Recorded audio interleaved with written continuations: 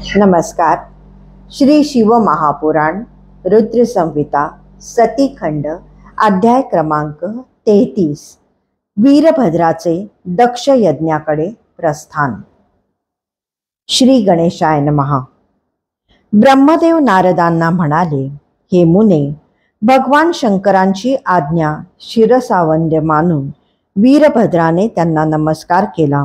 मग तो रथारूढ होऊन दक्षाच्या यज्ञ मंडपाकडे निघाला. तो रथ 400 हात लांब व रुंद होता. त्याला 10,000 सिंह ओढत होते. अनेक वाघ, सिंह, हत्ती आणि मगर त्याच्याबरोबर चालत होते. सहस्त्र हातांचा वीरभद्र शिवजींसारखी वेशभूषा करून आणि अंगावर सर्पभूषणे धारण करून त्या रथातून यात्रा करत होता. त्याच्या पुढे व मागे 1 कोटी शिवगण होते.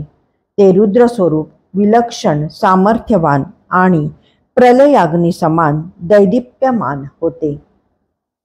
वीरभद्राने प्रस्थान केले तेव्हा त्याच्यावर कल्पवृक्षांच्या फुलांची वृष्टी झाली. त्याच्याबरोबर महाकाली निघाली.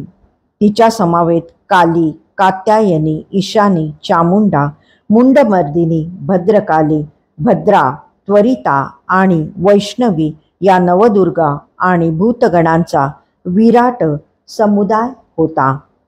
64 योगिनी आपल्या गणांना घेऊन आल्या होत्या.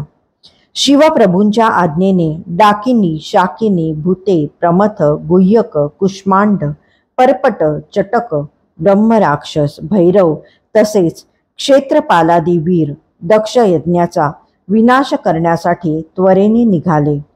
त्या समयी यज्ञसूचक भेरींचा गंभीर ध्वनी होऊ लागला. नाना प्रकारचे आवाज करणारे शंख वाजू लागले. शिंगाच्या भिन्न भिन्न ध्वनींनी आणि शिवगणांच्या गर्जनांनी सारा आसमंत दणाणून गेला. निघताना वीरभद्राला आणि त्याच्या सेनेला पुष्कळ शुभशकून झाले. अध्याय 33 समाप्त.